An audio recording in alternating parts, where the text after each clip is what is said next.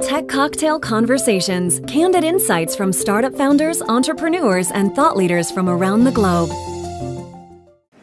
Well, I think what made the Girl Effect such a powerful campaign was that, more than anything, it really disrupted how people thought about how 8 issues should be talked about.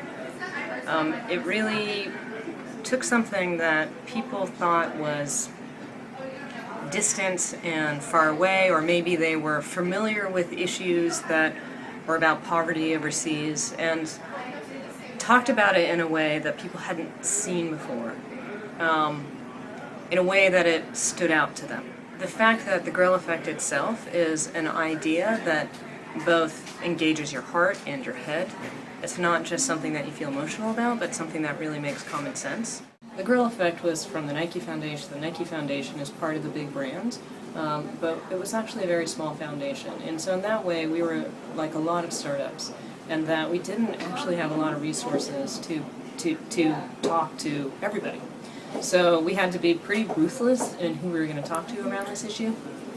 And what we ended up talking to was really, we took a top-down approach to what this campaign was about.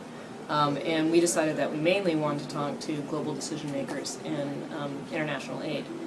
What happened was the Girl Effect message ended up going viral, and it ended up taking off among individuals who ended up doing their own thing.